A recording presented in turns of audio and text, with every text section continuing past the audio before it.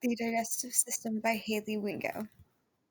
Hi, thank you so much for coming to my lecture today. Today we're going to be talking about the digestive system. First thing we're going to be talking about is homeostasis.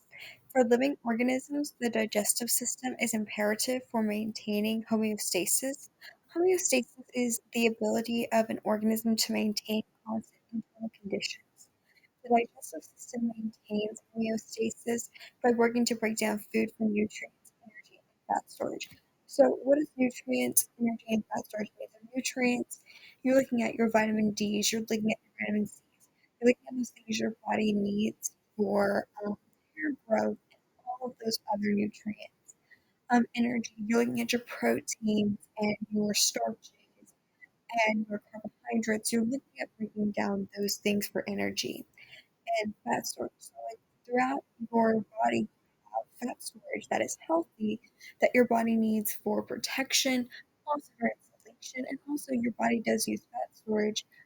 If, for instance, you're in a position where your body is not receiving nutrients and energy from food for a long period of time, your body can break down the fat that it's stored for energy. So all of these things are necessary for you to maintain homeostasis, so the digestive system maintains that. Now, looking to the organs of the digestive system, we're going to start with the first organ of the digestive system is the mouth/oral cavity. Food enters into the mouth and chewing begins, breaking the food down into smaller portions for digestion.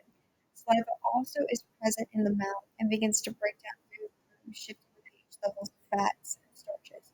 So as you're chewing, you're slowly breaking these morsels of food down, making it easy to swallow and making it easier for other organs to start breaking that down as well. Also, saliva has different pH levels, and those pH levels are what's needed for the beginning of breaking down nutrients of, fats and starches. And so those things are the very beginning step of digestion.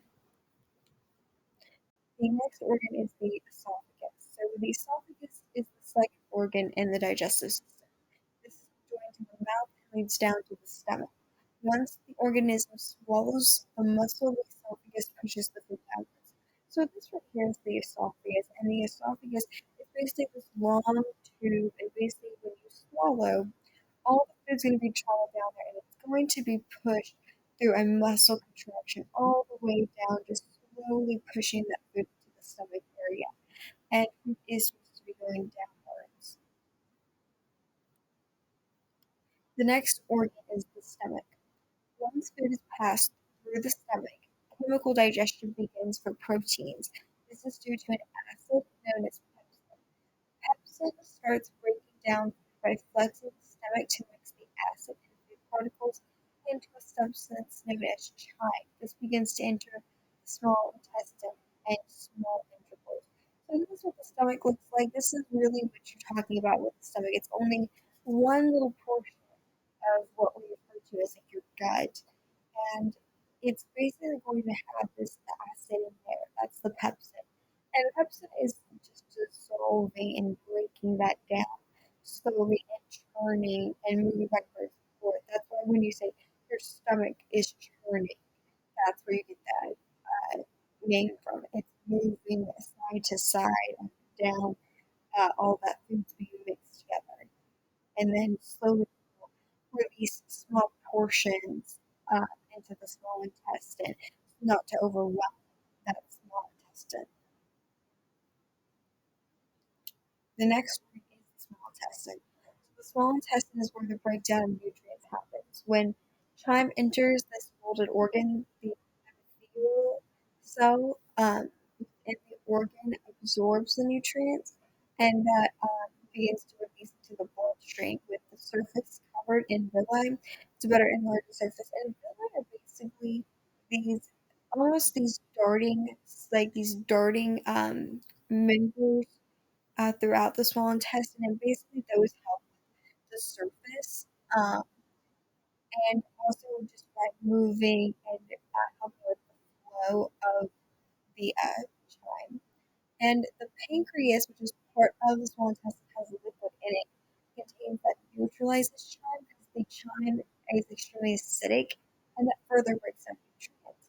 And all food and nutrients that is not digested is then sent to the colon. So the next organ we're going to be talking about is the large intestine. The second, the colon, and the rectum make up the large intestine.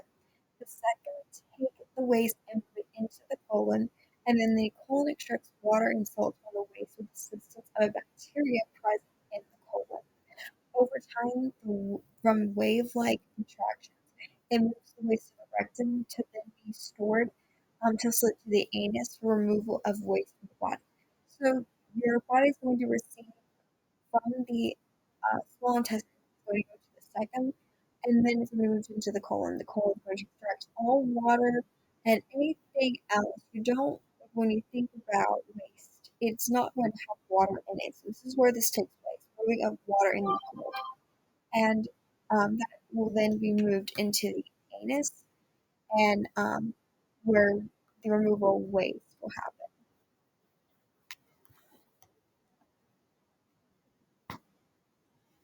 So disease. One disease that can affect the digestive system is gastroesophageal reflux disease. This is where acid from the stomach can go backwards up the stomach to the esophagus, causing irritation and heartburn, and this can lead to ulcers. So basically, liquid in the stomach, that acid, that pepsin, is extremely acidic, and your stomach naturally has a lining in there to protect it from that acid. However, other parts, your mouth, your teeth, and your esophagus mainly, does not have that protection in it. So if that acid does go into the esophagus, you are looking at ulcers as if you burned yourself on your own skin with a hot iron. You're going to have something, irritation, and all of those really uncomfortableness. This is where you get heartburn, when you feel burning in your chest. That is caused by gastric reflux. So, a few review questions for y'all. What acid is present in the stomach? A. Pepsin. B. Toxic waste. C. Filling. The answer is A. Pepsin. That's your stomach acid. Number two. What cell in the small intestine releases nutrients into the bloodstream? Is it A. Immune cells, B. White blood cells, or C. Epithelial cells? The answer is C. Epithelial cells. These are my resources. I hope you enjoyed my presentation today, and I hope you learned something very interesting.